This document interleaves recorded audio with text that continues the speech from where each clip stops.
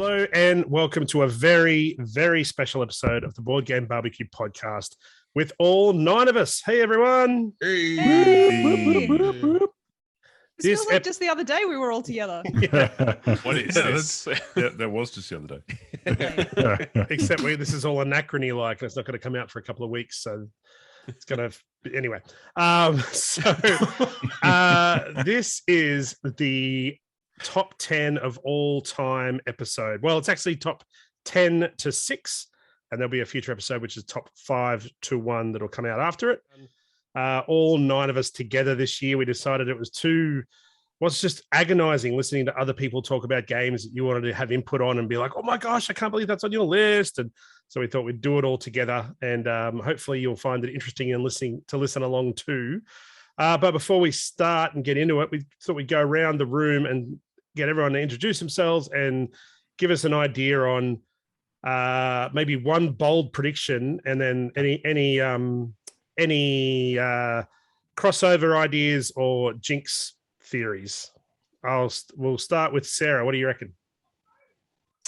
Well, sorry, Sarah. Hello. I should say. Hello. Do I really need to introduce myself? I'm not Mitch. You can tell. Hey, I get confused sometimes. So yeah, it happens. So I think that I don't know. I'm feeling like this year, because we have spent more time together, I feel like we're going to have more crossovers than we did last year. And last year we had a few. So, and I feel like, I don't know, Adrian and I think we've been playing a lot of the same games. So there's going to be some crossover there for sure. I think Dan's going to make me happy perhaps with his list. Maybe. I feel like there's been games that we've played that are going to make his top 10 maybe. So I think that might happen. Mitch is going to be disappointing.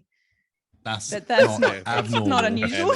Yeah, wow, that's what I shoot for. Disappointing. What about his list though? Yeah,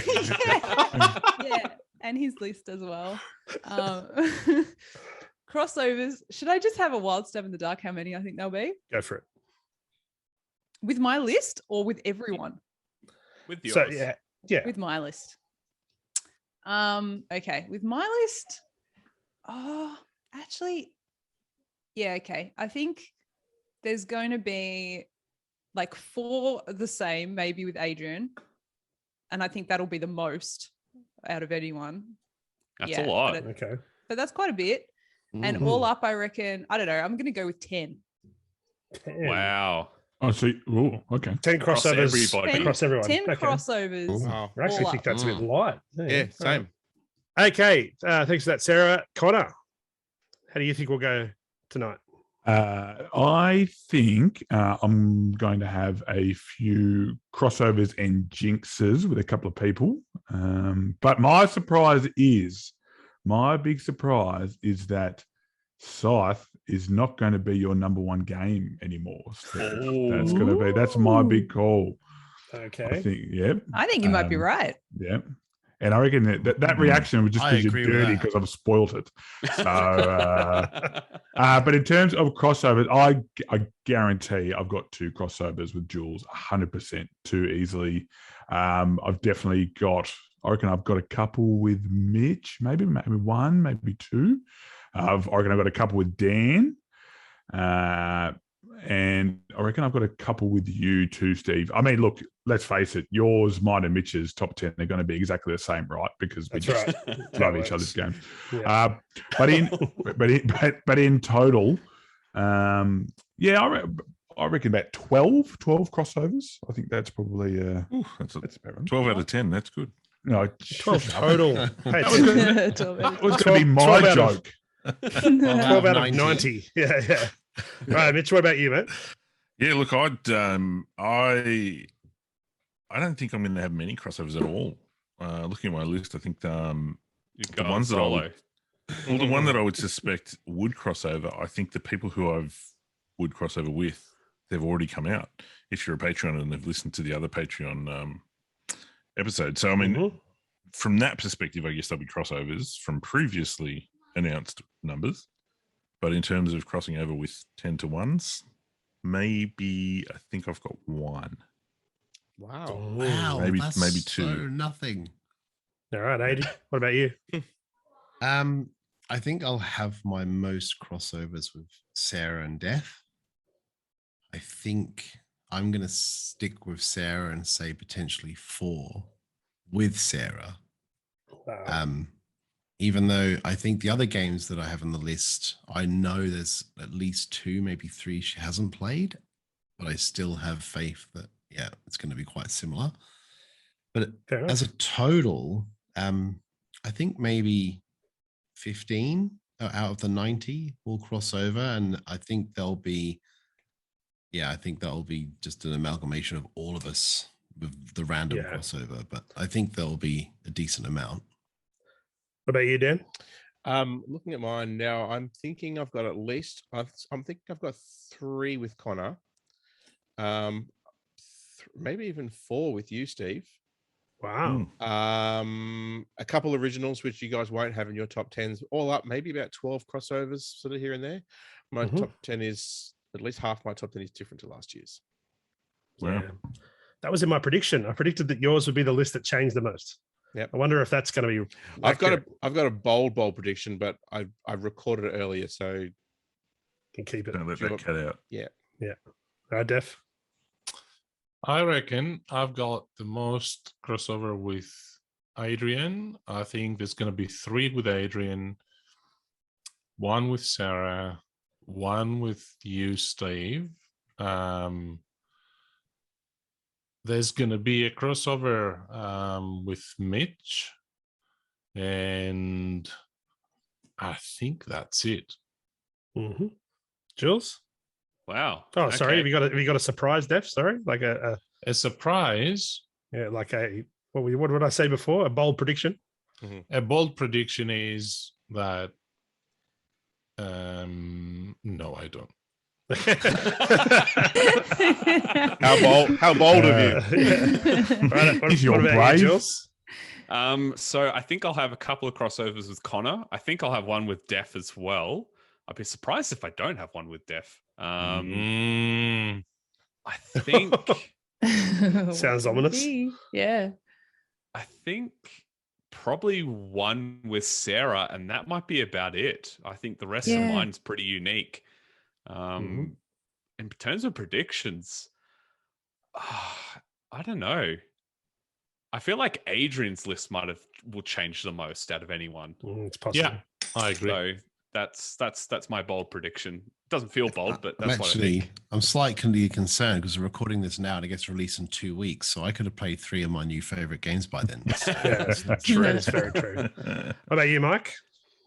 I don't think I want to have very many crossovers, to be honest. I think, look, I should pay attention more to the previous top 90 games. I think I might have maybe 2 with Steve. I think he'll be the most that I have. And I'll have 1 potentially with Connor and maybe Dan. But other than that, I don't think I'll have too many crossovers at all, to be honest. I think Def's games will be difficult and Sarah's games will be beige. They're my bold prediction. That's not a bold prediction. Yeah. Buy a lotto ticket, Mike. My bold prediction is Mitch. I can tell you that every game in my top 10 has already been mentioned by somebody else in the countdown to this point. So there's no game that's in my list that no one has said. I'm going to go out and say bold prediction. I reckon I'm going to get a jinx on my 3 and my 4. Oh, wow. So I reckon my 3 and my 4 are the best chance for jinx, and maybe even my 10 straight out the bat might be a jinx. Okay. I reckon I get 3 jinxes. If you're so confident on 3 and 4, then surely you know who the jinxes are with. One could go either way. The other one is, one of them is with you, Mitch, and my number 10 is potentially with Def, but I don't know. Well, let's get the suspense is running thick and fast. The suspenders. The suspenders are on. Thick suspenders. Okay, before we get started, also shout out to our patrons, because as we did last year, we're having our competition. We've got 7 people who have put in their tips, and what they've done is they've listed our top 3 games, 1, 2, and 3, what they think each of us will have. If they get a game in the top 10, they get a point. If they get a game in the top 3, they get 3 points. And if they get a game in the right spot, they get 5 points. Oh, nice. Okay. Interesting. Very nice. Also, before we start, shout out to all of our sponsors, because we're not having any regular segments this time around. So Advent Games, 2D6 Games, and Game Toppers, thank you so much for your support. We'll be back to our regular programming next episode. So this is just a bit of a one-off, and we appreciate everything that you've done for the podcast, all of you and all of our patrons. So let's kick it off. 10. Hey guys, Dan here, just getting ready for tonight's big top 10 of games of all time for the Board Game Barbecue team. What do I think is going to see tonight? I think for Sarah, we're still going to see Aeon's End and Mage Knight right up there in the top 10. My bold prediction for tonight is that we may see The Cost and Bonfire enter her top 10. Def, I still think we'll see Underwater Cities, On Mars, Through the Ages. My bold prediction is that Kanban is going to rank higher than On Mars, but also it's going to overtake Gaia Project and be his number 1.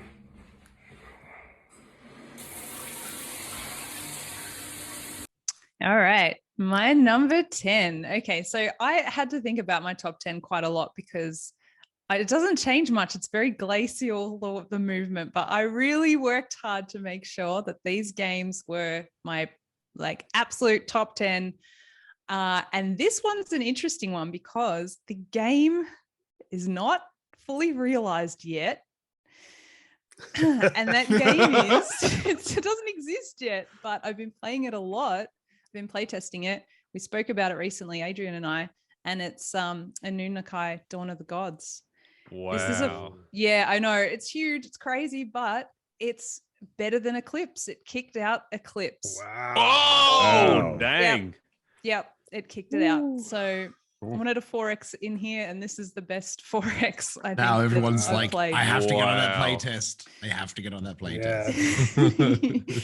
Yeah, so you can go back, you can listen to a bit more detail about what I love about it, but it's mostly, I guess, the thing that really stood out to me about the game is the player board puzzle.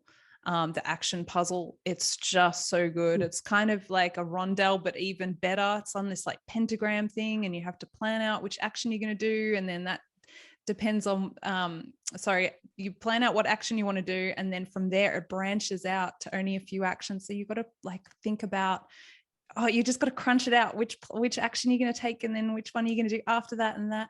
And it's just got these epic moments. And it's also got the right amount of fighting for me, which is not a lot of fighting. It's just the thin bit of icing on the cake kind of fighting. So yeah, it's so awesome. I cannot wait until it's an actual game that I own that's on my shelf.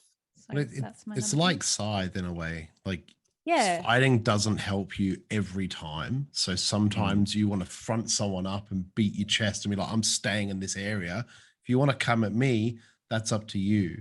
And then they can decide. And that, I really like that tension, because a lot of the times I do that, I'll move into the earth, I'll build a planet, and then I'm like, right, well, I'm just going to stay here. If someone comes for me, I'm going for Adrian's got a turtle. Are you serious? Yeah. Yeah, he likes camping out on there. Passive. And I like the fact that they have the NPCs that you fight, and you have to go to Atlantis to take the old relics of the lost relics. times and stuff. The relics it's are so cool. Everything about this game is good. Okay. It's really legit. Good. That's that action selection could be a game on its own. If you were just this is the game, cool, this is awesome, I'm just going to play this. Yeah. Which is probably why I'm really bad at it, because I don't spend any attention doing anything else. Yeah.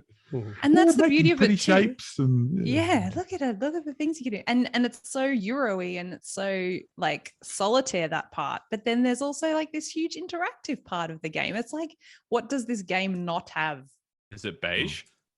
No. It doesn't have colourful. Shush. There you go. They ruined it for me. Really, really, really cool looking minis. The minis look epic. Yeah. And It's beige at Right. heart. It has some beige. Sure. A beige heart. There we go. Well, that definitely wasn't on your list last year then. So that's that's for Does sure. Didn't exist. Yeah. All right. Connor, your number 10. My Number 10 is probably, it may be one of the newest games in my entire countdown. And that is a game that I fell in love with when I saw the premise. It's got so many things I like about gaming. It's got asymmetric powers. It's got a sales, where you go to market. It's got a little bit of player interaction. It's just so much fun to play with. And the asymmetry of all the games I own, it's got the most asymmetry between the powers because you're literally playing your own mini game by yourself, and that's none other than Merchant's Cove. I love this game for so many reasons. I loved it when I first saw it. I mentioned to Carl when he so graciously joined us that this would have been one of those games that even if I didn't think it was that good, I would have forced myself to think it was good because of how much I thought the premise was so amazing. And each of the shops that you have in the base game, and even in the expansions, they are so well thought out, and they're thematic. So, for example, Aiden's favorite, the Alchemist, the potions can bubble over because you're playing like that potion explosion sort of bubble witch game where eventually it might overflow. You've got the sea captain who is literally going off on their own little adventure on their map and harvesting either fish or treasure. You've got the chronomancers who are jumping through time and literally using time as a resource, which is a universal resource. You've got the byplay of the market phase where you can really stitch people up the more you play it. It's just a fantastic game, and I can't wait to play it more. Awesome. Mitch? Okay, so my number 10 is a great little game that was on its way out of my top 10 recently, and had it not just recently added a little new play standalone expansion, it would have dropped from my top 10. However, it was saved by Cartographer's Heroes. Very nice. Nice. So, very familiar. Most people are familiar with this, at least from our podcast, and anyone who's been following us for a while. It's a flip and write that is very polyomino-y. So it has that Tetris feeling. You're trying to fit shapes into a map and do so to achieve certain objectives that are out there along the way. And Heroes just refreshes everything. It gives you different maps to play on. It gives you different shapes to use. It gives you different monsters that come in. It gives you heroes that you can use to deal with the monsters. So it just adds a little bit more of everything. The game doesn't change at all. It just adds more. So it's revitalized that for me. It plays fantastic solo. It plays fantastic in groups. It's a fantastic game. Cartographers and / Heroes. My number 10. Cool. Nice. 880. The reason why I raised my hands like a lunatic when Sarah started to talk is Anunico's already been in my top 20 15, games. wasn't it? Yeah, it was. Yeah. I think it was number 13. Sorry. But it's because I thought you were going to mention a different game that we'd been playtesting this year. And it's a game that I played, and from the first play, I've only played it twice. From the first play, I begged for a print and play version of it. And that might be happening, fingers crossed. And it's a game that really, like I said, will be knocking on the doors of Barrage one day, because Pampero is phenomenal. It is absolutely genius. And I can't give it enough credit talking about it on this top 10, but it's the only game where I still think about it probably once a week when I probably shouldn't be thinking about it at all. I just think about it. I'm like, man, Pampero is good. But Pampero, I really want to play that again and try different things. And now the pictures are starting to come out of some of the componentry. That looks phenomenal. And to have, is it 8 games, I think, that have picked that up and put so much effort into making a very high production, in line with some of the other kind of competitors that do that kind of a high-end production for a heavy Euro game. is really nice to see, and to see Ian O'Toole behind it and backing the artwork, and it just looks great. So massive kudos to Julian. I can't wait to play it. It's definitely I can only see it going up. That's all I can say about that game. So Can we please play it again soon? I know, right? It probably would have made my top 10 as well, but like I've only played it once. You must have played it a second time without me, Adrian. Yeah, well, it's just so good. Yeah, so good, and yeah, I think there's much more from him to come. It's quite like mentioned it's a heavy euro, but it's so easy to learn as well. Like it's so elegant and smart, the system, that it was really easy to learn. And it's like all of the best ones. It's easy to take the actions and do things and get a few points, but to master it, I could see it just being a puzzle that could last forever. So yeah, I agree. All right, my number 10 is a game that was new to me this year, but it's actually been around for a long time, maybe 2012, something like that. But it just scratched an itch in my collection that I haven't really felt since I first played Scotland Yard back when I was a kid. So Letters from Whitechapel is such a great game. It's great with just 2 players. It's great with more. And like I said, having grown up with Scotland Yard and really looking for a game that kind of was of that ilk, Letters from Whitechapel is a standout for me. And I'm really disappointed that I came to the party so late, but it's going to be in my top 10, top 20 for many, many years, I anticipate. So my number 10 is Letters from Whitechapel. Cool. All right. So imagine you're there when history is being made, right? When commercial revolution is happening right before your eyes, when an explosion in ideas, creativity, ingenuity gives birth to all the household names that we've come to recognize decades later. And you are there in the streets of Chicago. You can feel it. You're creating it yourself.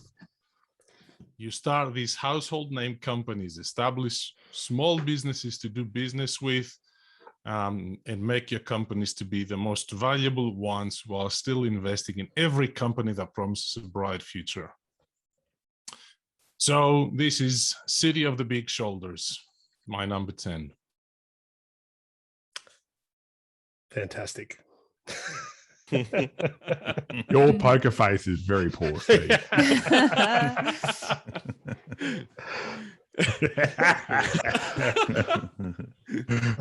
All right. My number 10 is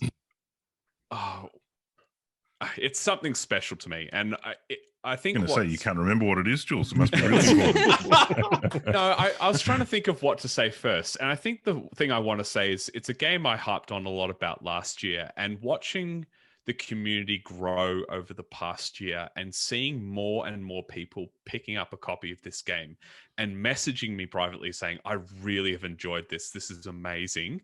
It's been exciting to me seeing people discover this and share something that I really love, and that is A War of Whispers.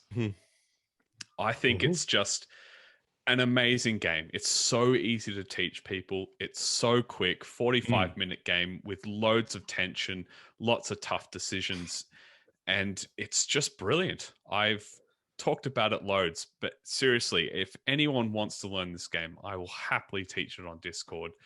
On TTS, it's just brilliant. I love it to bits. So that is my number 10, still in the top 10 from last year, A War of Whispers. Mitch needs to learn how to play it because he was playing TI 4 and he thought he was playing War of Whispers. No, I think he got misled. I'll fix it. Very nice. My top 10, I thought it might be a bit early for a jinx, but it's not. My top 10 is Cartographer's made a comeback. Look, yeah, for the reasons Mitch said, I loved it before I got the Heroes expansion, and the Heroes expansion with the little extra maps that you get just brings a whole new freshness to the game. I love a good puzzle, and I love my polyomino games, and this just really scratches that itch for me.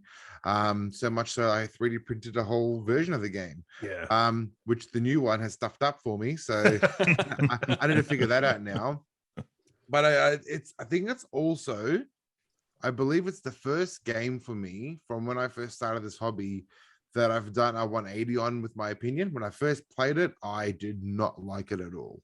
I don't know why drawing the actual pieces really bugged me, but as long as I can use my little Lego set or I can use my colored pencils, I'm happy. And it's the only board game that I've downloaded on my phone that I've really gotten into. And if I'm ever on a flight or on a long drive, that's the one that I'll pull out and play, because even before the expansions came out, just the different way and different order you can combo your cards in with your objectives just makes it so interesting. And it's just such a satisfying puzzle and so frustrating and fun at the same time. I've always really loved cartographers since I did the 180, and it also has a sentimental value. That's the first time I played a game with all you guys and we had an amazing time. And some of those memories are really special to me, because that was a really big bonding moment for me with the people on this podcast. And I really, really enjoyed that. So I think cartographers will always be, maybe not always in my top 10, but always up there on my list, because it holds that sentimental value. It's flip and write, which I've grown to love. It's a polyomino game that I love. So just ticks a lot of boxes. So cartographers, heroes. Bloody Mitch, why you? You guys are more similar than you like. Oh, absolutely. So had you tried it before that all in that we had, Mike? Yeah, first time? I played it. My old housemate, when I first met him, he pulled it out and goes, I got this game. It was probably one of my first flip and writes that I played. First, a lot of things. I was really, really fresh to the hobby, and I was drawing little symbols. I'm like, what is this? Why am I drawing stuff for? I don't play board games to draw stuff, Cut to my roll and write shelf and my flip and write shelf. Like, things changed greatly. And like I said, I think that's why one of the reasons I love it. Was my first flip, like not liking something, going, oh, I can play this again and have a different opinion. And this is the sort of game that's led me to give things I didn't like a second go. And it's helped me fall in love with games that I didn't think I liked the first time. So I think that's really special. There's a lesson there for all of us. It's pretty cool that like 6 $1 packet of colored pencils from Kmart makes that game like amplified. Yeah, for me it does. Yeah, we use it. We do the same. We use the colored pencils. So if you get the Heroes expansion, it's supplied in the box. Woo! Yeah, there you go. $30. Well played. Yeah. But no sharpener. No sharpener in the box. The most expensive pencils I've ever bought. Yeah. All right. Well, my number 10 is a jinx with Def. I'd called it, and it's City of the Big Shoulders. This game shouldn't appeal to me, and it absolutely does. I love this game. It's made me want to maybe dip my toe into the 18xx waters. But that seems like a bridge too. Every time it's suggested, I'm like, yeah, I'm busy, but I'll get there. But it was never on my radar before. But the everything you said, Def, and you said it far more eloquently than I could. But that game, the way that you manipulate the board and you get more workers as the game goes on, but still feels super tight. Still feels like you don't have enough actions. And if you play with Dan, he's always selling you bloody shares and dropping your price down. But today. Yeah, like today. Again, today. Yes. No, fantastic game. He's not winning, but he's making it hard for me to win. Yeah, for sure. City of the Big Shoulders is my number 10.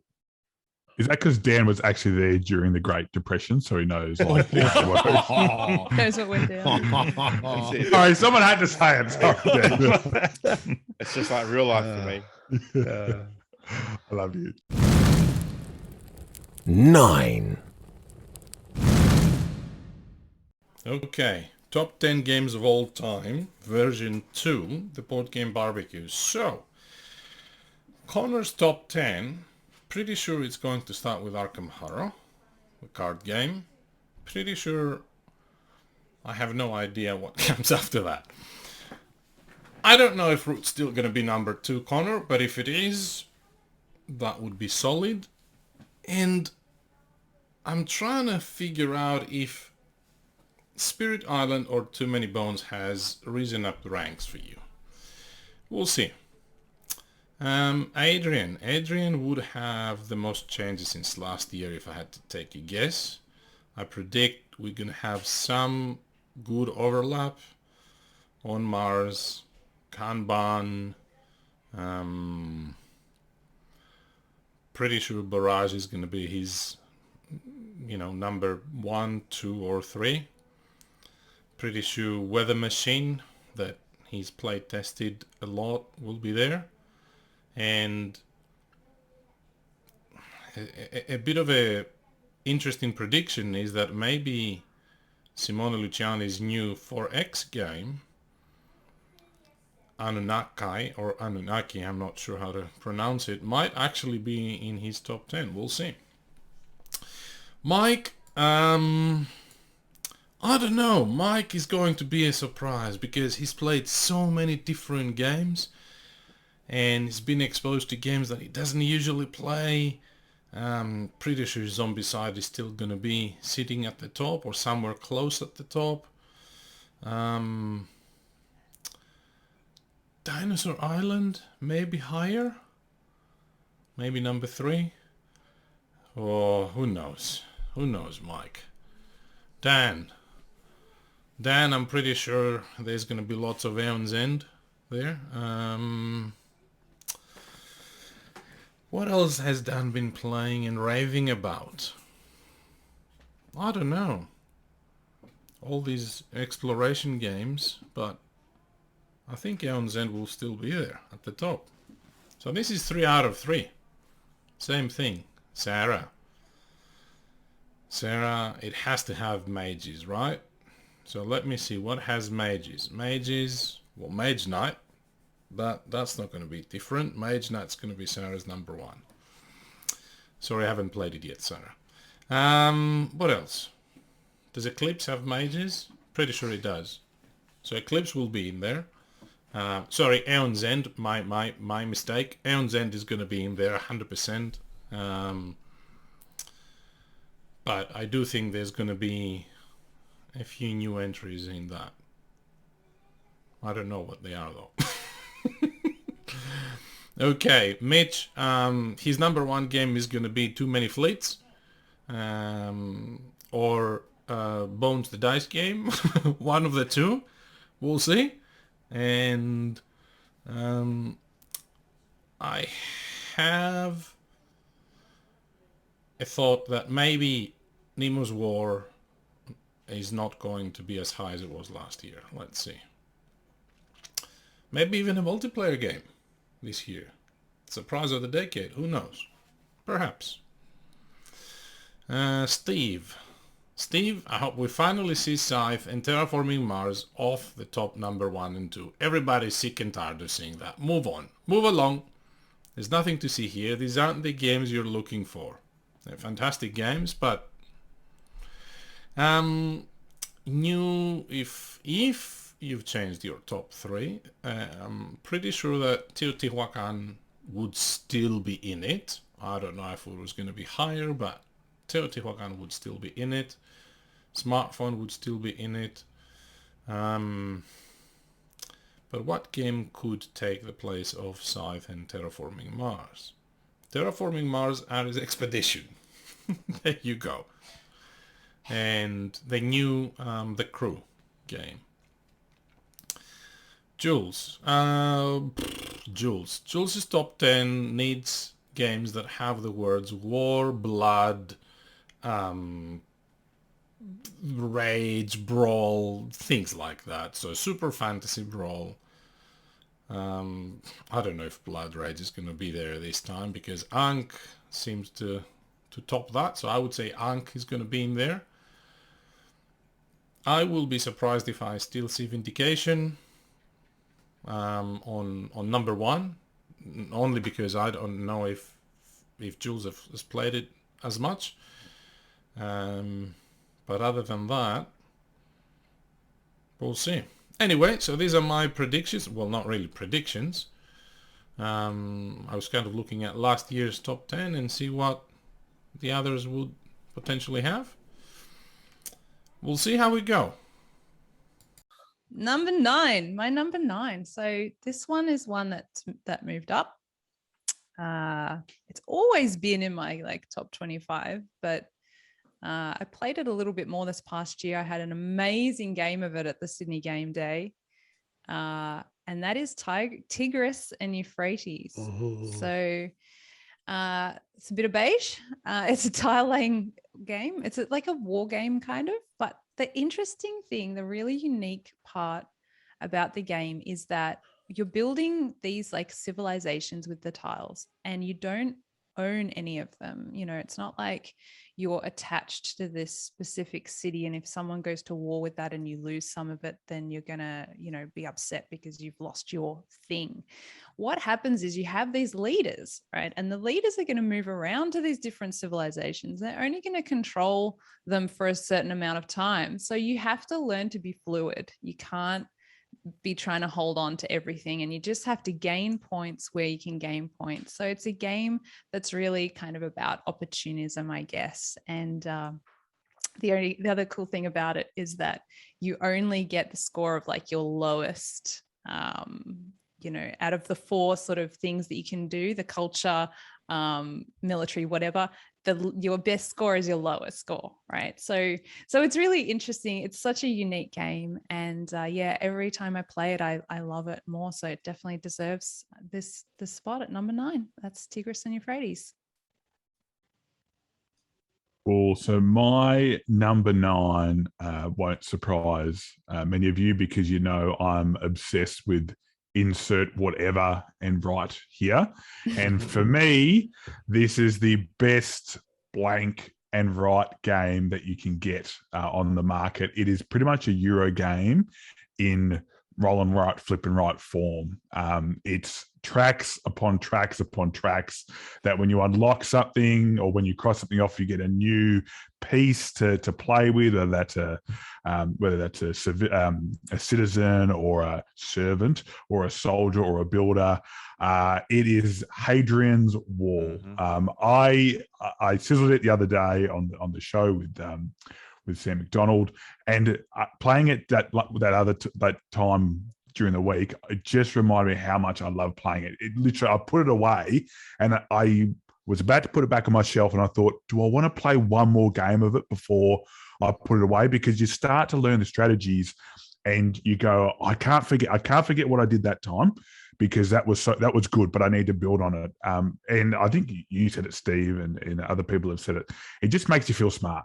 It makes you feel smart playing it, because it's like, yes, I could do the next one. And I don't know if it's just me, maybe I'm a weirdo, but there's something about filling in a worksheet that I just love. I love filling in a worksheet. So Hadrian's Wall is my number 9. I don't think it's feel smart. I taught 3 new people the other day, and I still came last. Yeah. Welcome. Yeah. I don't think your weirdness has anything to do with spreadsheets, Connor, but it's definitely there. So my number 9 is a game that I've really only just scratched the surface on. There is so much content in this game, and it's going to take many plays to really get into it. I haven't really had the opportunity to do that yet, because someone took this game hostage from me before lockdown, and so I've only just recently got it back, and it is Sleeping Gods. Nice. So yeah, it's classic story-driven game, narrative adventure game. As I said, the amount of different stories and things that come out of this game is insane. There's hundreds of hours worth of gameplay in there. Really interesting ways, I think, anyway, in terms of the way that the combat works. It's a real puzzle. It's not just a you versus the bad guys type thing. Roll your dice and see who wins. So there's a real sort of almost a spatial puzzle the way that the battles play out. And yeah, it's artwork is ridiculously good. The story writing is really cool. Has that Monkey Island type feel to it. Yeah, love it. Can't wait to really get into it and get more of it out. So that's my number 9, Sleeping Gods. I really want to play that. Sorry? I really want to try that. Yeah. So, like, do you think it's good co-op though, like as opposed to solo? I think it's fantastic co-op. Yeah, because the game basically plays the same regardless of whether you're playing co-op or otherwise. Because even when you're playing solo, I think there's 9 crew members on the boat, including the captain. And depending on how many people you play, you can play with 9 people. Everyone, 8, because captain everyone shares. But you can play with 8 people, and everyone plays 1 of the crew. Or you can play 1 person and you play 8 of the crew. Yeah. But it's not like that sounds. People might be listening to this going, "Oh my god, that sounds like hell trying to manage 8 different turns or play 8 hands." But you're not really. It's more about each person is a resource. So you don't take 8 different turns. You have 1 turn, and in that 1 turn, you can utilize all of those people's abilities in your 1 turn. So it's really 1 turn with 8 characters as opposed to 8 turns and 8 hands. Yeah. So it is very cool the way that it's done, I think, anyway. I know that one of our other hosts didn't like it. So I'm sure it's each to their own and it's not for everybody, but it is up in my list at number 9. Cool. My number 9 will make 2 people quite happy. And that is probably just going to bundle it all together, but Aeon's End as a bundle. Nice. Specifically Outcasts this year. Like we played a lot of the base game, which is great, but Outcast definitely takes that and just cranks it up to 9. Like it really dials it up and gives you crazier boss fights, different mechanics of the cards, different abilities with your heroes, with the different glyphs and the different powers that you can actually put into the marketplace to upgrade your other friends, like buying powers and stuff. Great game. Absolutely love it. Someone in my household loves it so much that they backed the number 2 on Kickstarter, backed the first Legacy one on Kickstarter, and then at this game day couldn't wait, so bought it at the game day to then have 2 copies. 2 copies of Aeon's End Legacy. Saves buying a reset pack. Yeah, that's it. There you go. Well, why does Vinny have your credit card? That's what I want. Exactly right. Yeah, no, it's good, and it's a game. That's the thing. Like, it's a game that I can play with Finn. We don't play it a lot. We play it here and there, but he really likes it. When we can play it together, and we can just binge play it, and we can swap heroes and try different things, and put the market to a completely different market, and try fight a different boss with a different market. Like, it's great. It's a great game. Well played, Eddie. I don't think that's the last we'll hear of that game tonight, though. Nope. Speaking of which, my number 9 is a game that was in my top 10 last year. It slipped down 4 spots, but it's still a solid game. I don't have a great deal more to add because I think Mitch and Mike have already talked about it. Cartographers. Wow. Missed it by 1, guys. That's my number 9. Look, since it was in my top 10 last year, I've taught it to family, I've taught it to friends, played it a bunch more solo. It's such a strong game. I don't even have the heroes one, but I still love just the base game for what it is. So I'm not going to prattle on too much more. My number 9 are Cartographers.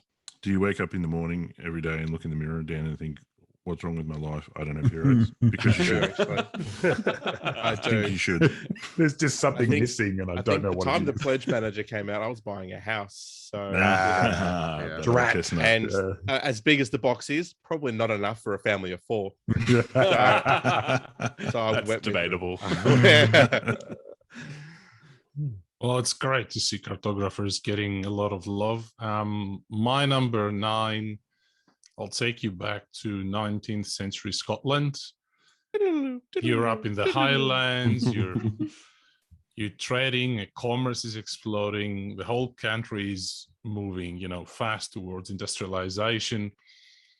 You will come to learn your own family, your own faction, your own clan like the back of your hand, and appreciate its traits, its characteristics, its strengths, but also its weaknesses.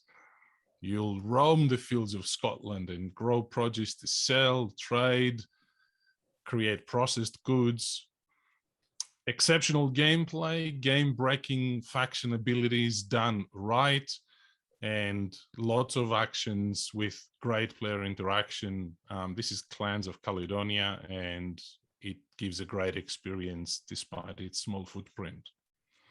Can I ask, Def, did you spend all day writing these intros? Yeah, I did. Because I was All going to like say, that images. is like, how you could just come up with that on the spot is amazing. That's brilliant. Research? Hang on. I didn't know we had Is that to in prepare the- this. Is that in the Imperium Classics rulebook, Def? Research? Yeah, my approach was we've talked about these games most likely, right? So much, and I wanted to let people know how I feel when I play these games rather than what they do, and then see if that connects with somebody, or if somebody likes what they hear and they I want to play that game because I like how that sounds. Can we pause this and do it in 24 hours once I've done that? And do what he did. Go away and come up with Actually, I'm just going to text my next 8 games to Def. Def, you can just prep something. I'll do the same. Yeah. I think it's a good idea, but the next time we can all get together, as per when we were organising this, was just February of 2024, wasn't it? I think so. Yeah. So, geez, I'd hate to go after Def. You're up, Jules. Yeah, cool. So this was the game that got me into solo gaming. I absolutely adore this game. It changed my perspective of the hobby greatly, and this will never leave my collection. And if you don't know what it is already, it is Anachrony. Specifically, I guess the Infinity Box, because I've played all of the content in it. I think it is an absolute work of art, not only in the box itself, but the different expansions that change that game. It actually makes them feel like separate games when you mix and match those expansions in together.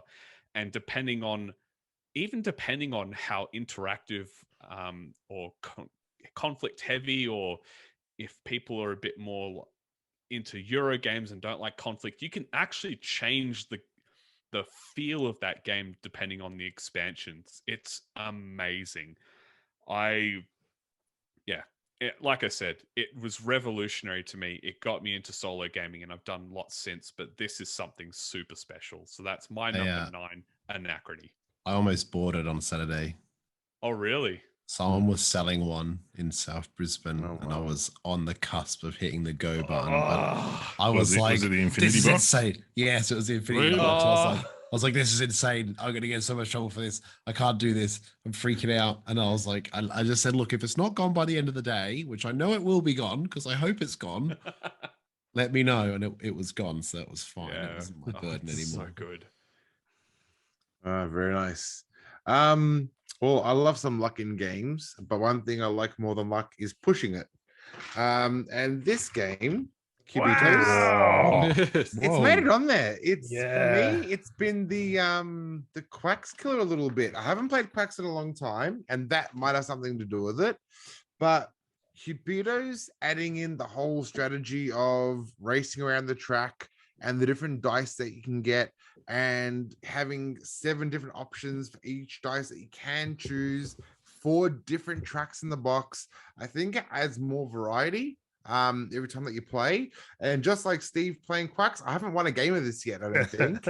I've got thrashed every time that I've played, but I have a great time. I'm just sitting there and trying to pick which dice I'm going to use and rolling them and saying lovely 4 little words that I can't say in this podcast. It's been a lot of fun. I don't know, just for me, it's it's just been scratching the itch, and like it plays really well at 2, and it plays really well at 4. I've just been really enjoying Cubitos lately. So it when I was doing my top 10, I was feeling like, well, what do I want to play right now? And I kept clicking Cubitos, and it kept climbing the ladder, and it actually surprised me how high it got.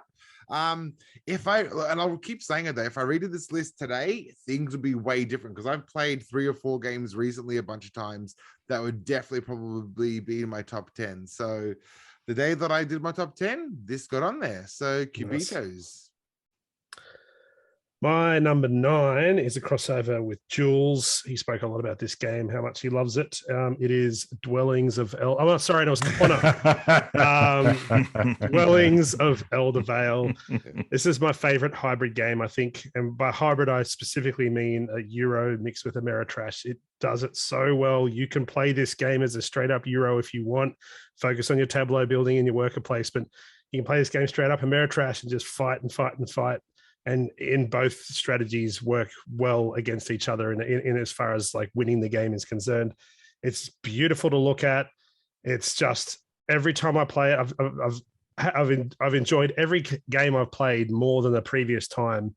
It just keeps getting better and better. And I was jealous at the Brisbane game day because there was another table playing it while I was in another game, and I just kept on kind of looking over my shoulder, going, I want to go, and there's a 5th spot open. I should go and jump in. Dwellings of Elder Vale is just a magic game. My number 9. Very nice. 8. Okay, so for Connor, I'm still expecting to see Arkham Horror Living Card Game and Warhammer, hopefully, because I really enjoy when you put Warhammer in there. But my bold prediction is going to be that Marvel Champions is going to overtake Arkham as his number 1. As for Mike, Zombicide, of course, is going to be up there. But don't be surprised if we see Calico, Cat Lady, and Isle of Cats, even all 3 of them in his top 10 tonight. So this is a new one as well, I think, from last year. It must be. So my number 8 is The Cost. This is a brilliant game. Okay, I got it after Vital talked it up when he was on the podcast, and it didn't disappoint. It was as good as he said. It's just so kooky. It's really unique, and that's not just because of the theme. Obviously, a lot of people know it as the game that's about asbestos or whatever. But I've talked about it before. But I will say that the most unique part about it is that most heavy Euros, you have to get the resources right to be able to do anything in the game. You need the resources. It's all about trying to build your engine to get resources and get stuff done. But in The Cost, it asks you or it presents you with this question, like, well, what if there was another way? Like, what if instead of getting resources, you could just kill your workers? It sounds horrible, but you can do that and get the money, and all these other things can happen, right? This crescendo of all these bad things can happen, but you might actually win from doing that. You might actually be able to do that strategy. And it's just so interesting. Like, I haven't played another game like that. And, it doesn't always hit. I know I played with a couple of people, a couple of hosts, and that didn't really like it, but played with people in the community that have also really loved it. And you also learn a lot about the players as well, how much they wanted, how much they were willing to cooperate to sort of to make some stuff happen, or how much they don't want to do that, and how many risks they want to take. It's almost like a social experiment as well. So, and it's had, I've had a lot of really memorable moments playing this. So that is The Cost. I think this is my number 1 game I want to play. I have been dying to play this game. Sure. And I did, like, the way you're explaining it. We need to do that. Yeah, for sure. I remember going to an art exhibition once, and there was a goldfish in a blender, and you had the option of going up and pressing the button. So, like, it was a choice. So you could walk. Not a real goldfish. Oh, so wow. You could literally go up and press the button, and it'd blend the goldfish up. But it was up to you whether. And like, when you explain this game, I immediately go back to that art exhibit, going, it's the goldfish in the blender. It's the workers you want to kill to get more stuff. Like, do you want to see that happen? Or but no one likes goldfish smoothie, so it's not the same. That's fair. Yeah, I want my house built. I don't think anyone likes dead blue asbestos workers either. But hey, but they like lots of money though. That's the difference. They like lots of money. Yeah, sounds like Mona. Is that Mona? The Museum of New Art. No, that was Goma, as okay. Gallery of Modern Art in Brizzy. Yeah. Okay. Weird. Well, yes, that's a very, How do you follow that? different. Wow. Connor's new Kickstarter backed his fish blender. Should I, regardless, or should I just make my number 8 mousetrap? So we've got something that's like 5. No, my number 8. rounds out the West Kingdom trilogy in my countdown. I've had the previous two on the patrons, and the previous two were Architects and Viscounts. So that makes number 8, Paladins of the West Kingdom. For me, it just ticks all the boxes for me. It's funny that I talked about Hadrian's Wall before, because Paladins shares a lot of similarities with Hadrian's Wall in terms of the tracks that you can move down, the fact that it is very, very good solo. But as we've pointed out multiple times on the podcast, it's just as great with lots of people because of the middle area that you need to compete for. I just love how tight it is. It's really, really tight.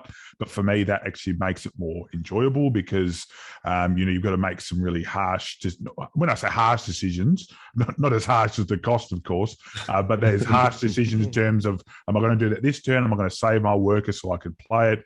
The choice of whether you use the spy, that's really good too. That's quite fun, and obviously a common theme throughout all of the West Kingdoms. And having the Paladin deck too to dictate not only which workers you get, but also the benefits or bonuses that you get as well. And the outsiders, which of course, as Steve has mentioned numerous times, which come from the north. They're sort of Vikings, or they might come from the south potentially. Who knows? As well. So yeah, it's just for me, it's the most pure of the worker placement aspects in the West Kingdom. And I also really love that lots of the worker placement happens on your own board. So similar to how with the Architects, what I like is you're not blocked out. If you're blocked out on your board, that's your own fault. No one else can dictate that as well. So I think that's a really, really cool aspect as well. So number 8, the final of the West Kingdom games for my countdown, Paladins of the West Kingdom.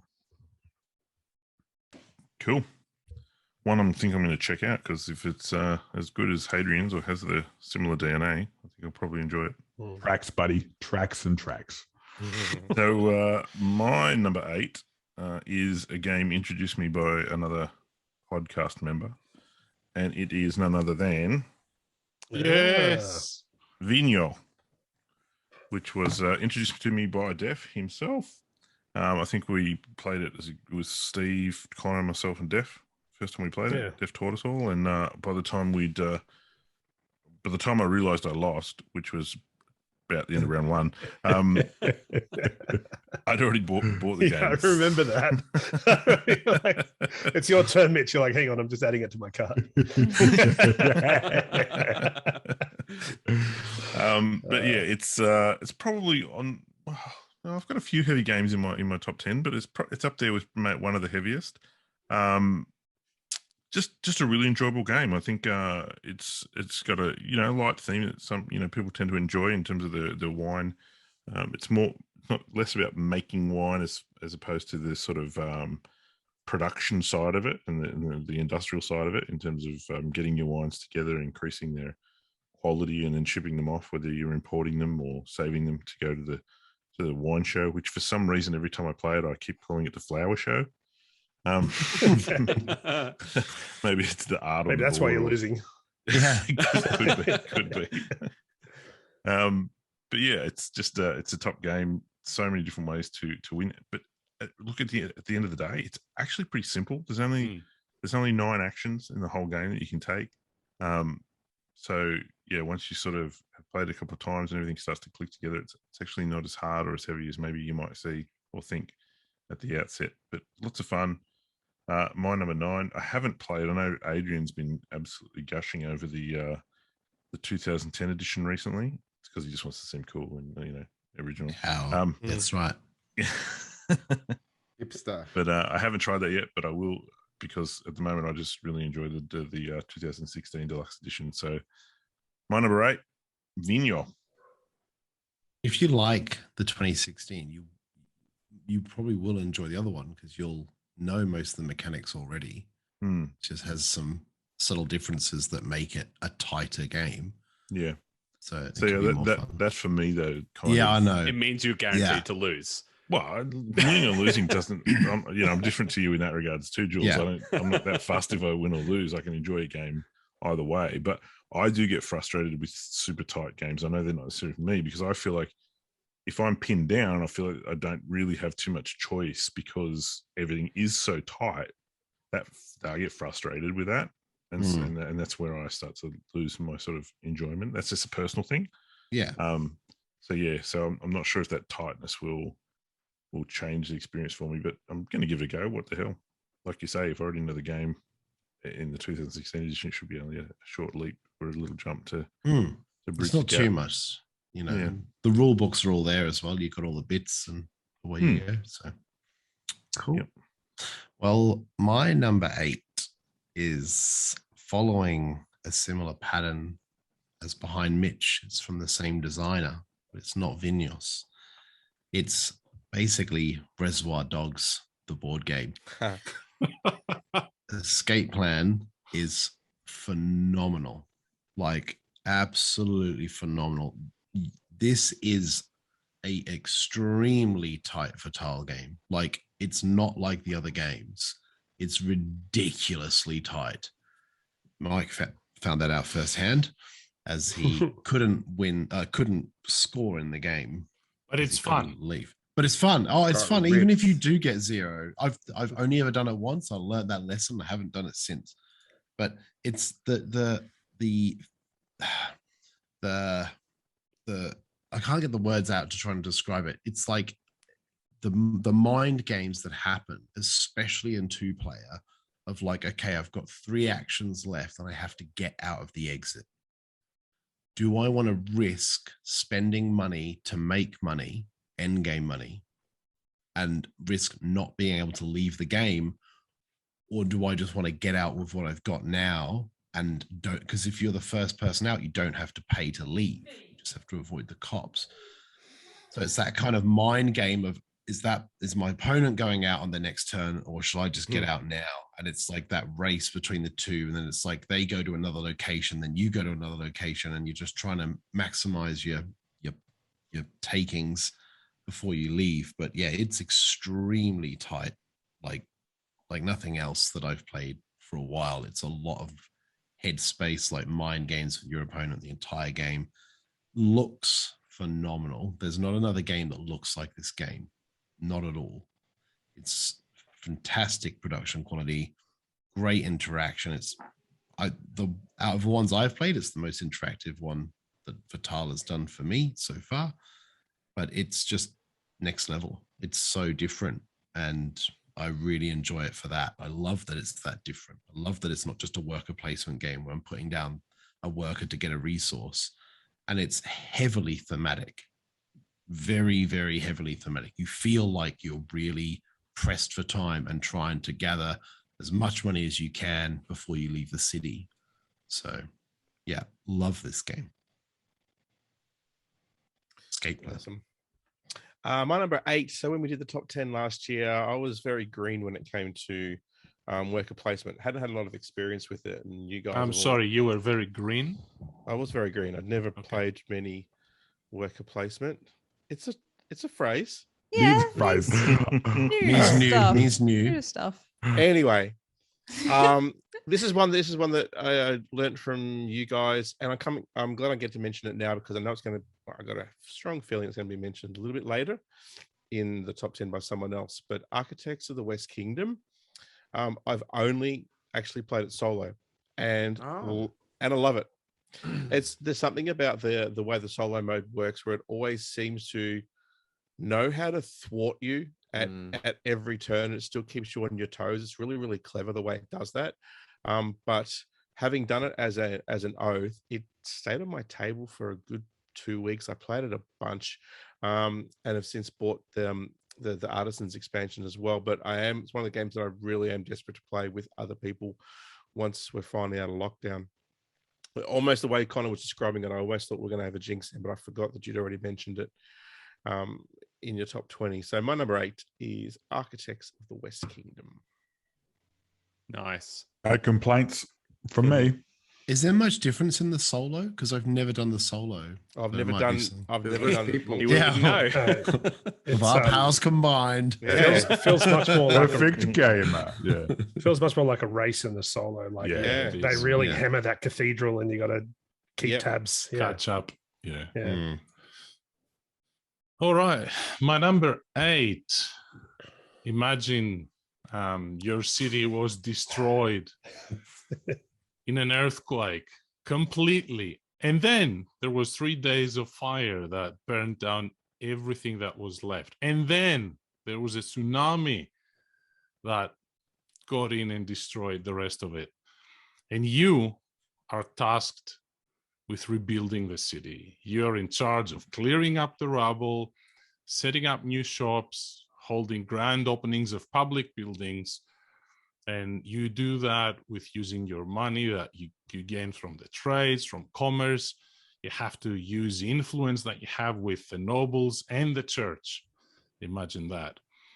So you are rebuilding the city of Lisbon. This is my first Viticulture game in my top 10. It may well end up climbing further up as I play it more. But when I play this game, I genuinely feel I am rebuilding the city of Lisbon. So Lisboa is my number 8. So keen to play that one.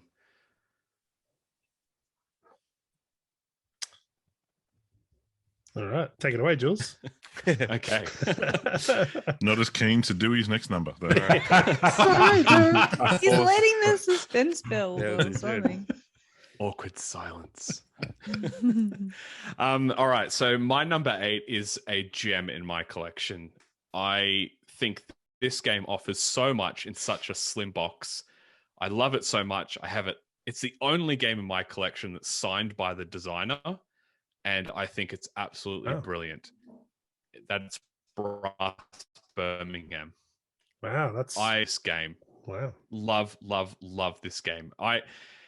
It's so interactive. People know me as someone who likes those competitive war games with lots of conflict. This is a Euro game that has so much conflict. It's indirect, but you feel like it's not. People getting up in the routes that you wanted to put your tracks down, taking the resources that you were banking on having, the beer that you really needed to go sell some goods. Man, this game is so good. And when they overbuild. Yes, overbuilding. This game is just absolutely brilliant. I love it to bits. It'll never, ever leave my collection. That's my number 8, Brass Birmingham. Very nice. Nice. My number 8, I spoke about with Cartographers being one of the first games to flip my opinion on the game after playing it and not enjoying it, then playing it and liking it. My next game, when a friend told me they wanted to play it, I said, "What's it about?" And they told me, and I'm like, that does not sound fun. I don't want to play that. Because they told me it's a game about building a family tree. And I said, I could not think of anything that sounds more boring than building a family tree. And man, was I wrong. The game is Legacy, the Testament of Duke de Crecy. This game, a lot of people haven't played it, and everyone should try it at least once. It's so interesting. It's very quirky when you're building your family tree and trying to betroth your grandchildren to your sleazy friends that you know, so that way they can create their own empire when they grow. And it can be a bit controversial with some of the themes in the game, but the expansion can fix that by introducing a different deck of cards to introduce. It's got, worker placement in there. It's got your card management. It's got a lot of different sort of things going on in that game. And I really think the art is very quirky as well and interesting. And I don't know, it's just got a lot going for it. And it is a big table hog. And that's one of the things that's going to stop me from playing in a lot of places, because you are building this huge family tree. And if you marry off more people and they have more kids, it gets quite large. But the modular expansion really helps add and take away things to the game as well. I don't know, I really enjoy it. I definitely want to play it a bunch more. I was very happy to see that it played well at 2 and it goes up to 4. It just, yeah, I like it. Legacy, the Testament of Duke de Creasy. Everyone should give it a go at least once. Very good game. I want to try it for sure. Same. Yeah, I Really definitely cool. want to try it. Well, if you just needed to have a couple of words of games to be a jinx, I would be jinxing with Connor and Dan because this is an Of the West Kingdom game. We'll But it's take it. the only one that hasn't been mentioned out of in this number, and that is Viscounts of the West Kingdom. This I actually think that this is, and I said it the other night when we were talking to Sam, and I didn't say it because he was on the show, but this game's a work of genius. The way that the 4 different things that you can do on your turn, how different they are, but how they also trigger end game benefits as equally as each other. I guess trade is a little bit different, but like the building or doing the manuscripts or going out onto the castle or whatever it's called in the middle. But it's so satisfying. It's just the programming, deck building, the action selection, there's so much great variable use of cards. It's got everything. And even like little things like you might have that thing where if a Viscount comes onto your space, then you get to rearrange your program. Like that's gold because you might be just about to lose a really powerful card, and you can shuffle it back to the front. So then your opponent might be like, well, I don't want to go where you are because I don't want to give you that card for another 3 turns. I'm going to go somewhere else so you don't have that option. And it's so deep. There's so much I haven't explored yet. I haven't really smashed out those decks to get more cards and find better combos. But even with what I've done with it, I adore this game. And as far as the test of time is concerned, I'd be very surprised if this wasn't the number 1 West Kingdom game in a couple of years. Wow. 7. Okay, so my little tips for what I think is going to happen in our top 10. I don't think that Zombicide will be Mike's number 1 game anymore. That's my first big prediction. I think he's moved on from that. He hasn't played a lot of that this year because of COVID, and I think that he's moved on to other games. He'll still be in his top 10, but I don't think it'll be his number 1. In the battle of the roll and right, flip and rights between Dan and Mitch, I'm going to pick Mitch to have more in his top 10. I feel like he's still got Hadrian's Wall and Fleet to go. I might be missing one as well, so I reckon he'll have at least 2 in his top 10. I don't know whether Dan will have any more. Maybe 1 or 2 more. Jules' number 1 won't be Vindication. I'm not quite sure what it'll be, but I've got a feeling Vindication hasn't held. Maybe and Root will make its first appearance in Jules' list at any number. I also think Marvel Champions will be Connor's number 1 over Arkham Horror LCG. I reckon that's overtaken that game for him. And maybe Root might have also overtaken it. Could be a Marvel, Root, Arkham 1, 2, 3. And the hot tip that Sarah's list won't change for 1, 2, and 3. They'll be the same as they were last time. Interested to see. Maybe the cost might sneak into a top 10, which would be really cool. I think there'll be maybe 4 Lacerda games on Def's list, which would be On Mars, Kanban. Don't think he's mentioned Vinus yet. Maybe. And Lisboa. Maybe 3. Yeah, I'll go 3. Oh, Escape Plan 2. Oh, gosh, could even be 5. Between 3 and 5 Lacerda games on Def's list. Adrian's list will have completely changed since last year. There'll be a lot of games that were on his list last year that aren't anymore. I think his number 1 will change. I think his number 1 will no longer be It's a Wonderful World. I'd say it's probably going to be Barrage or Pipeline. We'll wait and see. And who else? Dan's list. I think Dan will have a fair bit of change in his list. A few games will still be there, but they might be moved around. I think Aeon's End was probably still his number 1. Arkham Horror might drop down a little bit because I don't think he's played a lot of that this year. What else? I'm just trying to think. Jules, I've spoken about Jules, Sarah. I think that's pretty much everyone. I don't think I've missed anyone. And stay tuned for my top 10 because it's well different. Cheers. All right, so my number 7, yay, crossover time. It's Brass Birmingham. Yes. And yeah, it's for the reasons Jill said. So I think I've said this before that when I first sort of got into Euros, I really liked solitaire kind of experiences because I was a little bit scared to get up in people's biz. And that's completely changed for me. Like I much, much prefer interaction in my Euros now. And Brass, oh man, so good.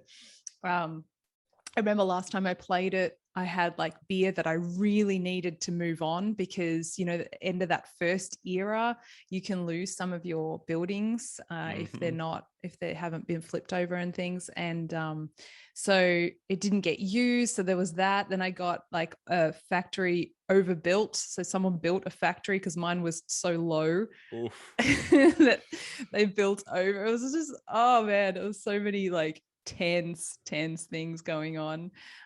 People not using my resources when I needed them to and stuff like that. And it's just so cool. And it's, you know, some people say that the cards make it very limiting because you only have, you know, you have these cards in your hand and you have to build where the cards tell you to build and the industry that the cards are telling you to build. But there are some flexibilities there because there's some wilds you can pick up. But I really like that you can't just do whatever. I actually really enjoy that. I guess I'm the opposite of Mitch. I prefer when things are really quite restricted and you have to make the best of what you got. So yeah, Brass Birmingham, awesome game. Love it. It's my number 7. You mentioned beer in a game and you're probably going to get my attention, to be honest with you. Have you tried it lots yet? of it, Connor. I haven't tried it yet. No, I need to. Man. Yeah, We're failing you. Yeah. No, well, no. That's nice for a change because usually I'm failing other people. My number 7, while it doesn't involve beer, it does involve the origins of Caribbean rum. It is the first game I ever reviewed on the podcast. It is infamous for various reasons. Go back, listen to episode 0, and you'll find out why. I've just got to check I've got it written correctly on my little sheet here. And that is none other than Maracaibo. I remember last year I intentionally said it incorrectly again, and I'm pretty sure Adrian's drink came out of his nose when he was listening to it. So, It really hurt. Really look, hurt my face. aside, jokes aside, I really love this game for a number of reasons. It's set in an era. I love the Age of Sail. I love that whole era of colonization. It's so fascinating to me, like how the world went from being so small to so big. You know, we take all that stuff for granted. That really just it's amazing to me. But here's just a couple of things that it does really well. So cards with multiple uses, check. Upgradable ship, check. Heaps of scoring opportunities, check. Difficult choices between racing to the objectives or taking your time, check. Meaningful combat mechanism, check. It's got so many good things going for it. And yes, it's a bit of a bear to teach, and some people, rightly so, have talked about like there's so many icons that I don't quite know what they mean. I'm happy to cop all that because I love playing it so much. And let's face it, the exploration track is one of the most fun aspects of any game you can play. It's pretty much a microcosm of the game. Moving along there, getting different bonuses. It's just, you know, and it's got more tracks. I don't know what it is about tracks. I just love it so much. It's got victory point tracks. It's got economy tracks, all that type of stuff. If you would really like to play this game, please reach out to me and I would love to play it and teach it to you because I think more people should be talking about this game. It's so much fun. It's an absolute work of art by Alexander Pfister. Number 7, Maracaibo.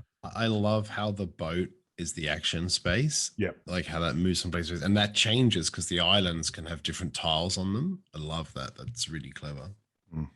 You say it's got all those things you ticked off there, kind of just out of curiosity. Does it have cows?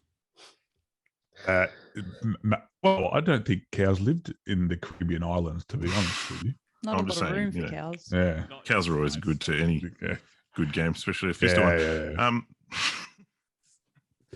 So with that, I'll jump right into my number 7.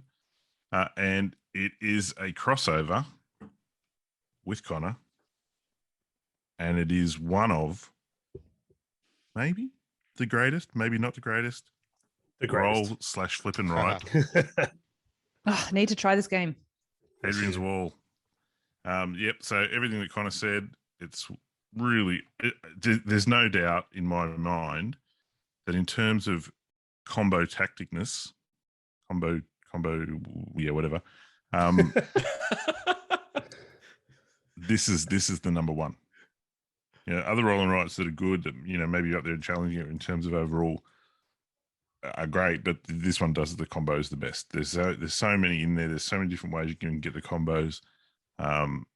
Really rewarding game.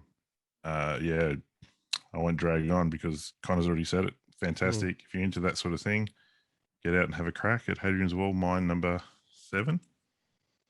So I was going to say, are you sure it was 7? Because you were not convinced, were you? I wasn't certain. I'm Ron Burgundy. So, Jeff, you pull me up for saying I'm green, but you have no problem with combo-tasticness? I think we have the perfect there. Normal word. Yeah, it's in the rulebook, Dan, on page 3. Combo-tasticness. Okay, my number 7 is a game that I believe I introduced to Connor potentially, and he went and bought the very same day in physical form. And I got taught this game by Steve, and it's Teotihuacan.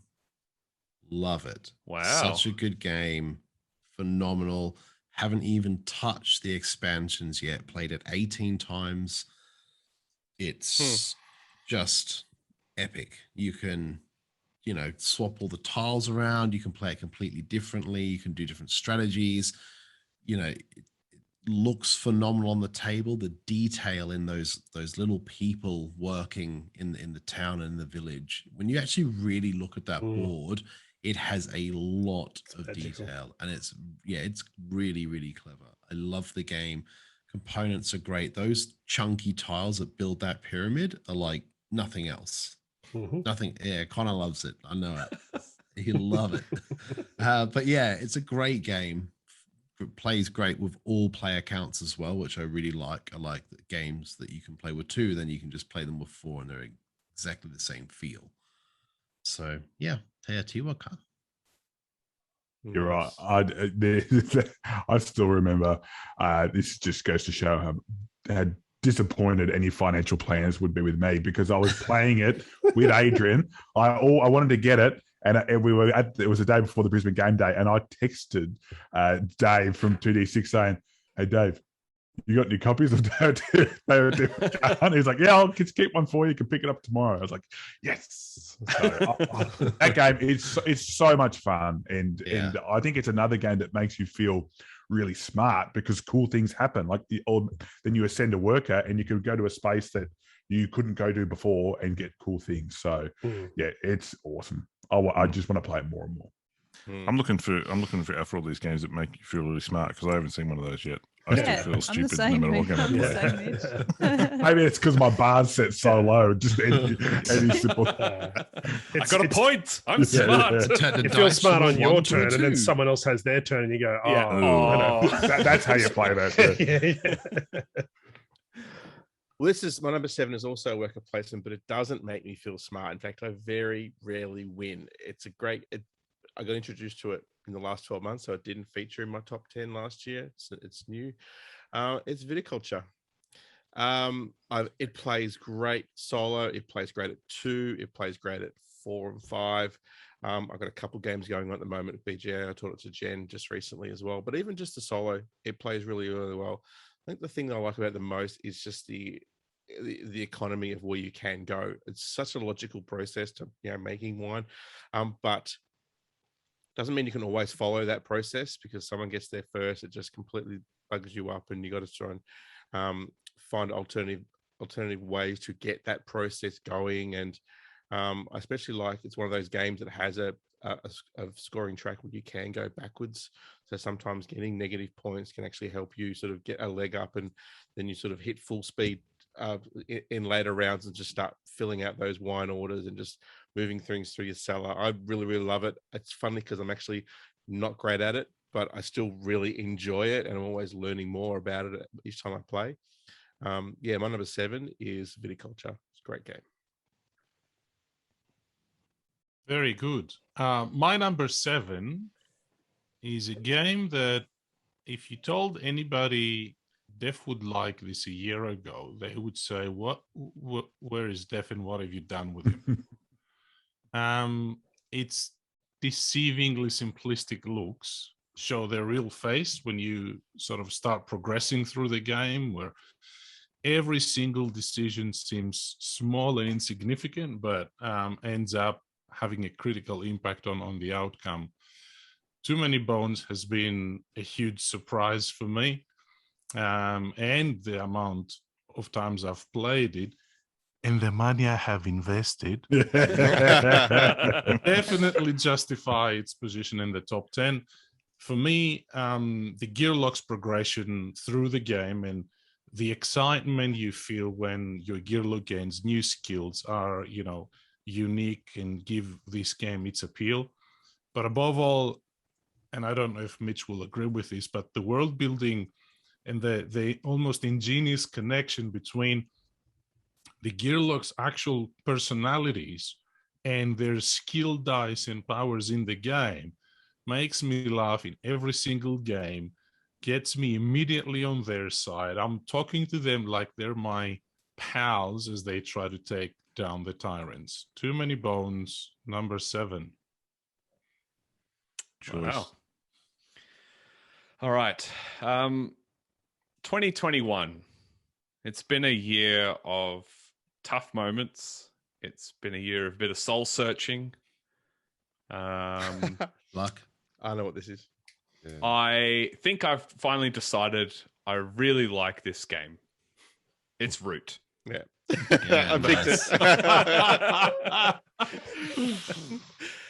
So, what I like about the game is the war game itself is so simple. And the reason it probably sits at number 7, I can see this climbing, is for me, the full experience and the times I've most enjoyed playing it have been with some of the community members online that know the game inside out. They know the factions well, and you understand the full puzzle going on and the puzzle changing every time there's a new faction added into the game. I just worship the mind of Cole Worley. I don't know how he comes up with these things, and there's other games that I absolutely adore of his as well. But yeah, Root is something quite special. I guess I wish it was easier to teach to people, but if you can just get them hooked on that first game and they're willing to invest that time, it's something marvelous. And yeah, I'm really hoping, and Joe, I'm shouting out to you, you better play Root with me when I come to Melbourne. So I'm looking forward to playing that more and more with a community that really loves it. So that's my number 7. It's Root. Favorite faction, Jules? At the moment, I would say it's either the Duchy or the Lizard Cult. Yeah, okay. The Alliance represent Woodland Alliance. My next game for my number 7 is an oldie but a goodie. It was in my list last year. It's one of the games I think I've probably taught the most, especially at our game days, and it's always a pleasure. Can't wait for the new big box. This is Everdell. Yeah. So Everdell's just a classic. It's always going to hold a special place in my heart. A lovely squishy place like an Everdell berry. I tried to teach a worker placement game last night to newbies, and I taught a different game than Everdell, and it fell flat. And I'm like, I knew I should have brought out Everdell. I knew it.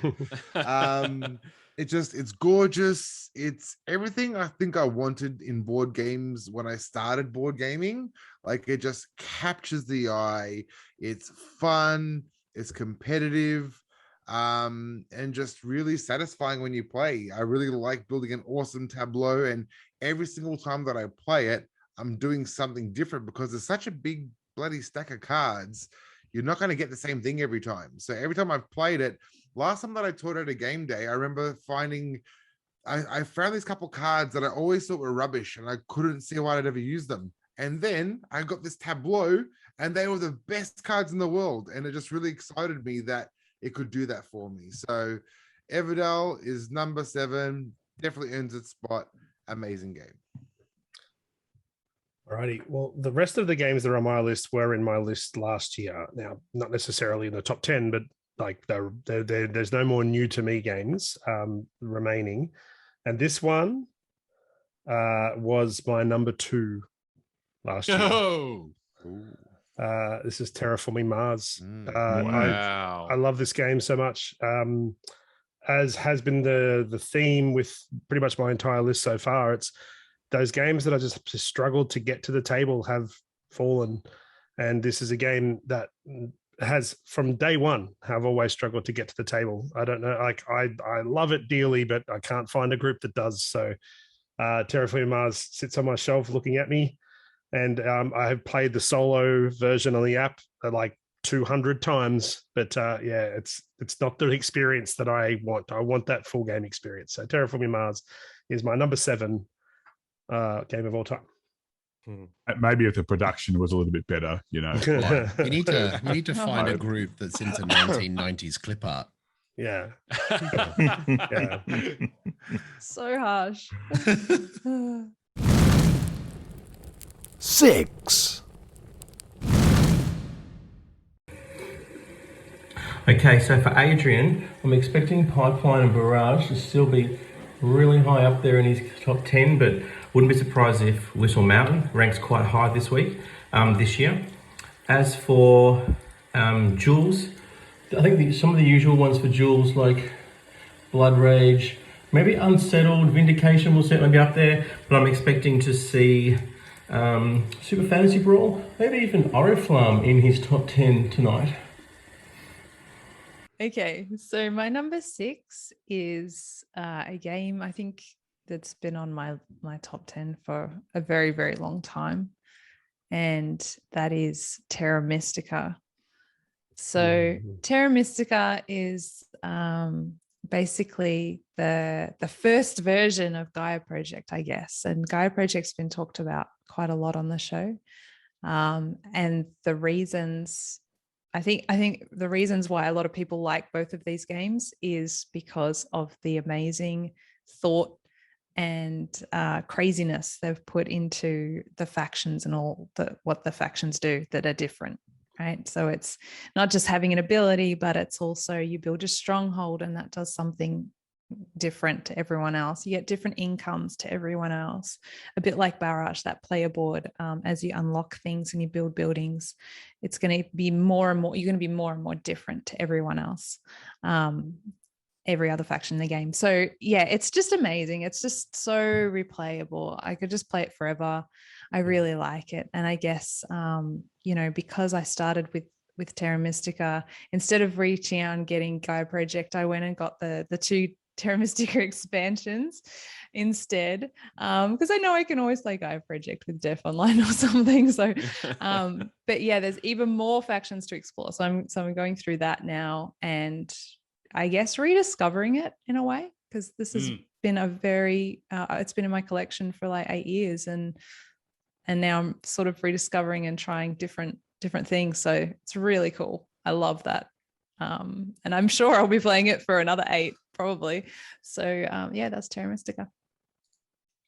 Yeah, another one that I've got to play with you, and you're probably disappointed. I've failed more people again. Failing everywhere. That is fair. My number 6. I actually can't remember if we recorded this conversation or not, that we were having after recording on the Patreons, and we talked about where our games would be and where they were last year and things like that. And I mentioned that I had a game on my list that wasn't anywhere near my top 10 last year when we did them. And it's a game that I may have owned tied for the longest time. I still remember sort of getting into the hobby and sort of going onto different forums or different areas, like, so for example, the Shut Up and Sit Down page. And this was one of their recommended ones. And it has been given new life thanks to a campaign expansion, and that is Imperial Settlers, the base game. So lots of people would be familiar with myself and Steve, and lots of other people on the podcast talk about Imperial Settlers, Empires of the North. But Imperial Settlers is the original game. And what I love about it is you get 2 decks of cards, a common deck that you draw cards that everyone draws cards from, and you have a faction deck. And the byplay of those 2 decks together and how one faction, a card might be useless, and then your faction, it's the most important card that you need. So you're sort of drawing for it. Your faction cards are super powerful and super thematic. You've got the Romans who are investing in buildings and battle and things like that. And it's got a similar mechanic with the raising. You can raise cards from your hand. I fell in love with this game, not all over again, for the first time this year when I said, I'm going to commit to this Rise of the Empire campaign, play it solo. And that in itself adds so much to it. I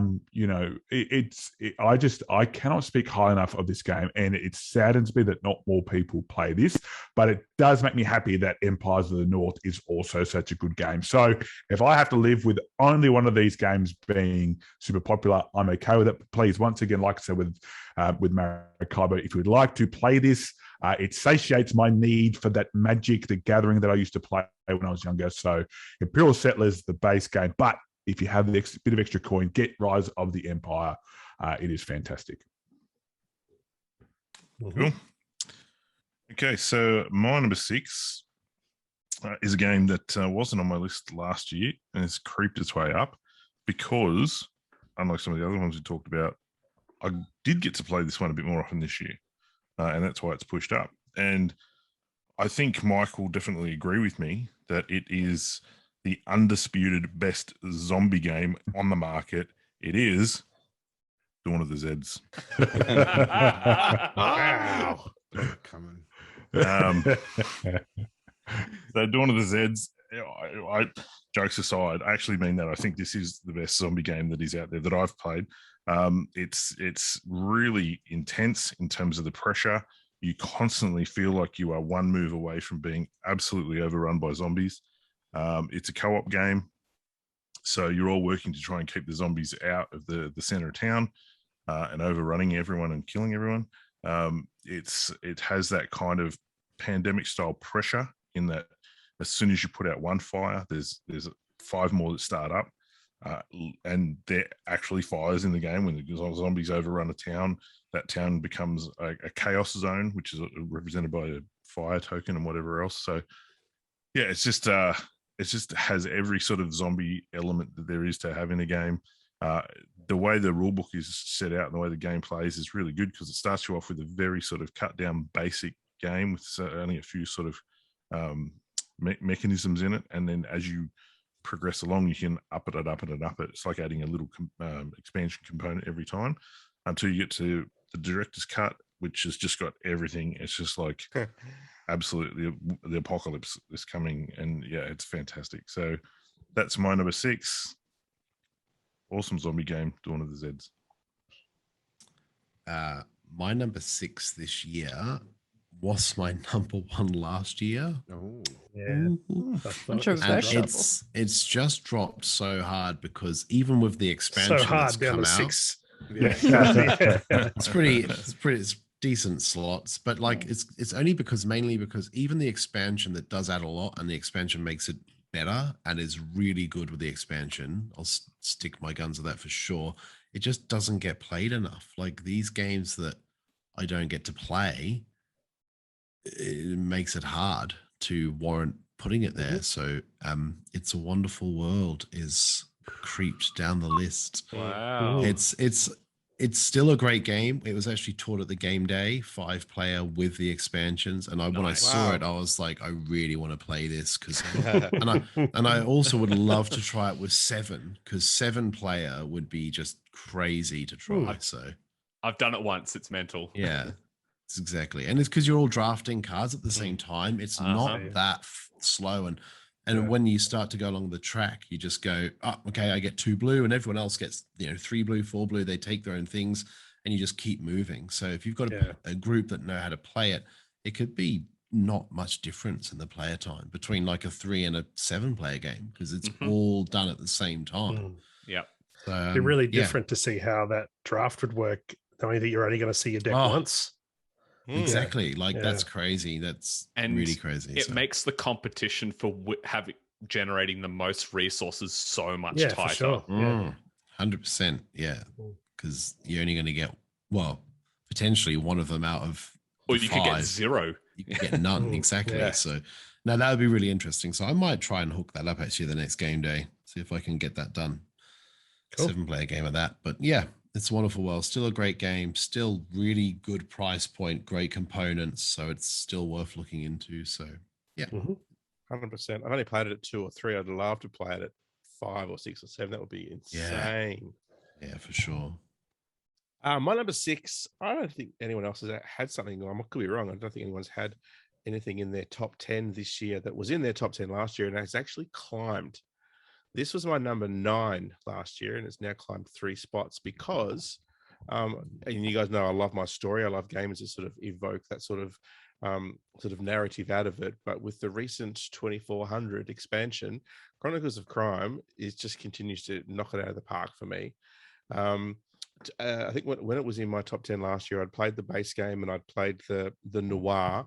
Having played some of the other ones, it just amazes me. It's a testament to the quality of the game itself that they can take what is essentially scanning cars with looking at the crime scene with your 3D glasses, and then finding new ways to use that engine to tell completely different stories, not only from the future but from the past. And then there's the noir, there's the red Valley, kind of like the Archie comic sort of style, and all of the stories are just so great. There's red herrings, there's false leads. It really makes you feel smart. It makes you feel like you're a detective in that world. And for me, it's just some of the best storytelling out there.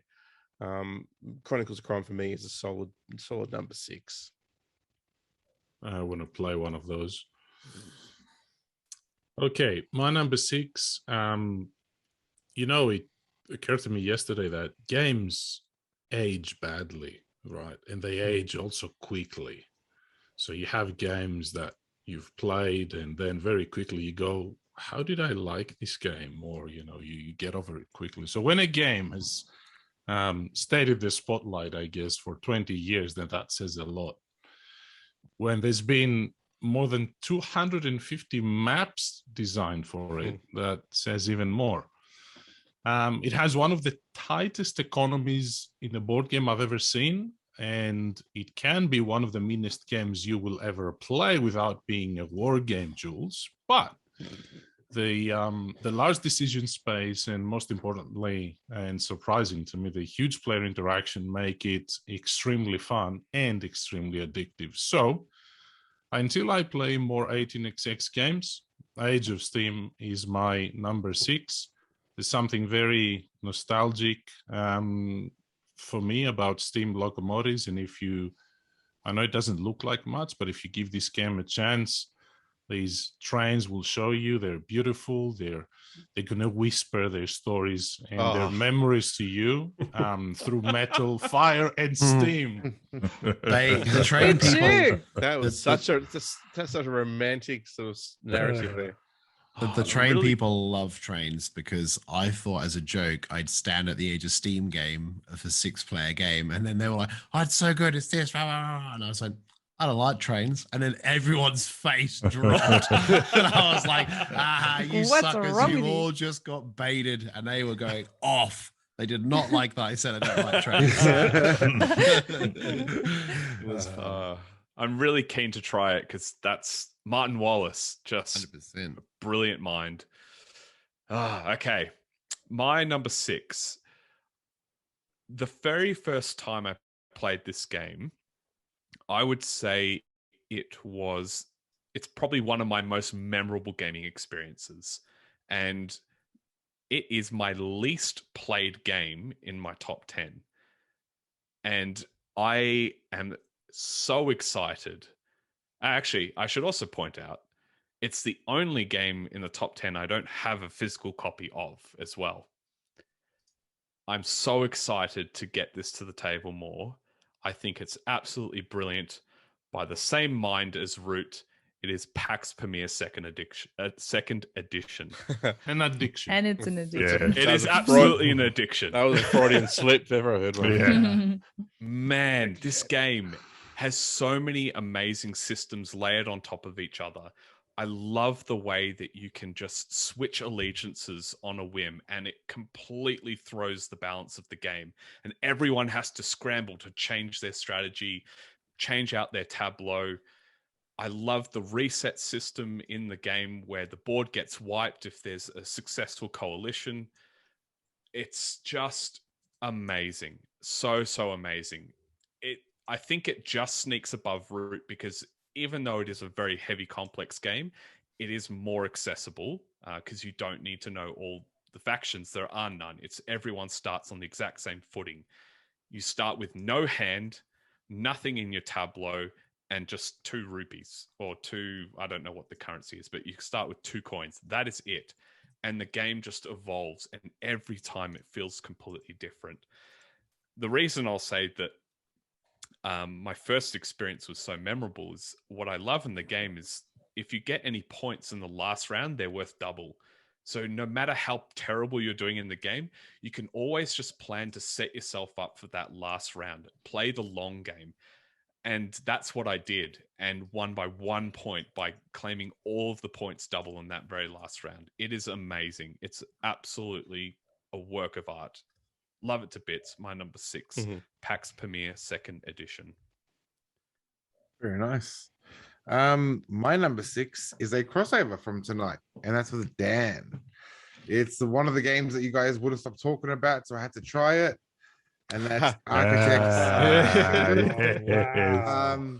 Fantastic worker placement game. Like it, I think it is a true like chef's kiss to the worker placements. You know, I like that I like that sort of take that in the game and how, you know, you're grabbing people's workers off the board to either sell them from your own profit or just to give them less workers. I think it's a fantastic little part of the game, and you know that it's so exciting when you build up from nothing to adding 2 guys to get a resource and 3 guys to get 3 of that resource, and you're building this little engine, and then you're like, oh, I don't want to do that again because I'm going to start drawing attention to myself, and you know, you start messing with your own head, and you just put a target on yourself. And I don't know, I really like the game. I like that you can become a bad guy and that can be really advantageous to you. You can become a really good guy and that can be advantageous to you. So no matter which way you go, there's benefits and disadvantages, and I think it's really fun. Like I remember the first time I played, I was taught by Joe, and everyone that I played with was all trying to be the dodgy guys. They're all just losing their virtue and going right down and being the scumbags. And I'm like, oh, I'm going to try to be the good guy and see how it goes for me. And I think it worked for me from memory. But it's just fun that you can play a totally different way and you're still competing with each other. So really cool game. Architects of the West Kingdom, and I would like to try the other 2 of the West Kingdom games as I've not tried them yet. So looking forward to something similar but different. Not having to pay tax as a dodgy bloke is some of the funniest, so great, inadvertently funny things really in board games. I reckon. Yeah. Now look, my poker face was a bit better that time. This is another jinx with Mike. It's Architects of the West Kingdom. Yeah. Well, you were the one I thought was going. You're the one I thought was going to have it. I wasn't expecting Mike to have it as well. That's awesome. Yeah, I thought he said it in the other ones. Oh. I think Viscounts is a work of genius. I think Viscounts is a better game, but this one is the more accessible game. The game hits my table more often, and the fun that you have around the table with this game, I love it so much. It's